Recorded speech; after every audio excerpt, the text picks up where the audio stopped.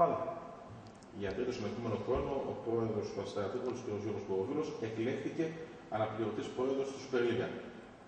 Ένα δικό σας σχόλιο. Είναι μεγάλη τιμή για μένα και φυσικά για τον Αστέρα το να έχουμε τη θέση του αναπληρωτή προέδρου στη Super League. Θέλω να ευχαριστήσω με την ευκαιρία όλους τους συναδέλφους προέδρους των υπολείπων ομάδων για την τιμή που μου κάνουν για τρίτη συνεχόμενη χρονιά πράγματι να είμαι αντιπρόεδρος στη Super League.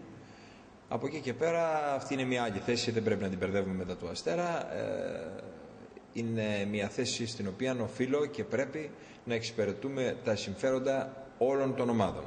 Βέβαια, επαναλαμβάνω, μέσα από τον Αστέρα υπάρχει αυτή η θέση και θέλω να ευχαριστήσω πολύ γι' αυτό τον Αστέρα. Χθες ανακοινώθηκε και η μεταγραφή του Μπαρτολίνη, η δεύτερη επισήμως. Ποιες κινήσεις έχει κάνει μέχρι τώρα ο Αστέρας για να ενισχυθεί? Ο Αστέρας σε αυτή τη μεταγραφική περίοδο έχει ολοκληρώσει 5 μεταγραφές. Είναι ο Ντεγκρά, ο Μπαρτολίνη, ο Ουντότζι, ο Καρέρα, ο Βίλτσες και πρέπει να θυμίσω και στον κόσμο ότι ο Έντερ είναι μια μεταγραφή βέβαια του χειμώνα, την όμως για γραφειοκρατικούς λόγους δεν έπαιξε. Όμως ευελπιστούμε ότι τη νέα ποδοσφαιρική περίοδο και αυτός ο ποδοσφαιριστής θα είναι μια ακόμα μεταγραφή και μάλιστα πιστεύουμε ότι μπορεί να είναι και ευχάριστη έκπληξη να κάνει τη διαφορά. Νέα ποδοσφαιρική σεζόν ξεκινάει 22-23 Αυγούστου. 10 μέρες έχουν συμπληρωθεί από το ξεκίνημα της προετοιμασίας. Θα ήθελα ένα σχόλιο σας για την προετοιμασία και για τους στόχους του Αστέρα. Η ομάδα, όπως γνωρίζετε, στις 13 του Ιουλίου, δηλαδή από Δευτέρα, θα πάει στο Καρπενήσι για το βασικό στάδιο της προετοιμασίας. Θα μείνει εκεί μέχρι περίπου τα τέλη του μήνα για να επιστρέψει στη συνέχεια να κάνει φιλικούς αγώνες ώστε να παρεταχθεί πανέτοιμη στο ξεκίνημα της ποδοσφαιρικής περίοδου που είναι προγραμματισμένο για τις 22 με 23 του Αυγούστου.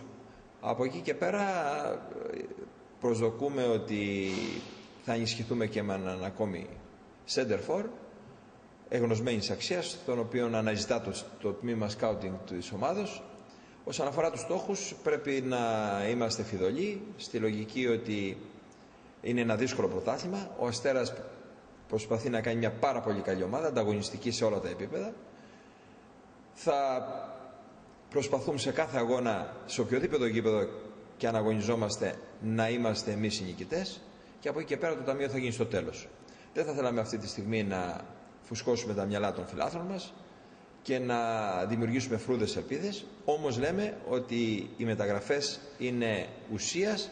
Περιμένουμε μέσα από αυτές μια δυνατή ομάδα, ένα δυνατό σύνολο, ώστε το χειμώνα ο κόσμος του Αστέρα να είναι και πάλι περήφανος όπως ήταν στην πρώτη ποδοσφαιρική σεζόν του στην Super League και γιατί όχι ακόμα καλύτερος.